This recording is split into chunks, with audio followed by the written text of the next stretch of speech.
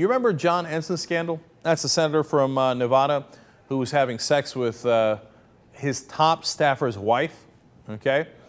Her name was Cindy Hampton, his name was Doug Hampton, and he had sex with her over and over again. The rest of his fellow conservatives in the C Street household and in the National Prayer Breakfast found out about it.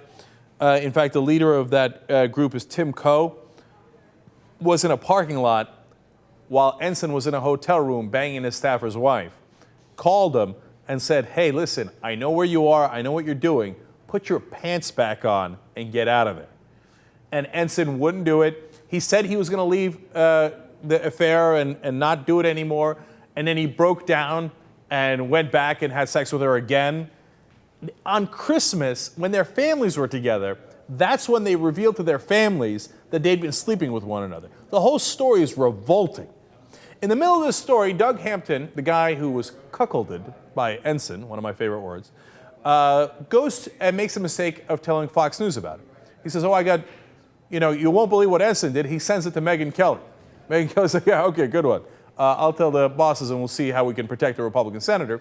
And then Doug Hampton makes a further mistake and sends an email to Rick Santorum, of all people, and says, look, you're a family values guy. Can you help me with this? Rick Santorum's like, great, no problem. That day, immediately takes the email, forwards it to Senator Ensign and says, you better get on top of this. This guy is going to come and tell everybody that you had an affair with his wife.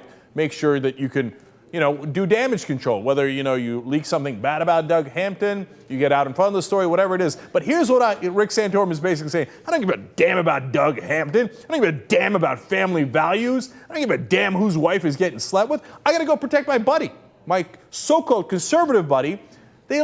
They're all in this group, the National Prayer Breakfast, where they're like, family values. I guess the value that Ensign had was that he wanted to have sex with your family.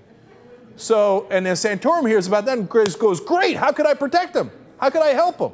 That's Mr. Family Values Rick Santorum.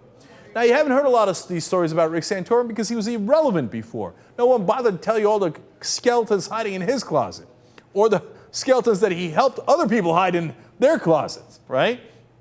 But now that it looks like he's going to finish in the top 3 in Iowa, now I can tell you all the reasons why we thought Rick Santorum never had a chance, because he is as bad as it gets.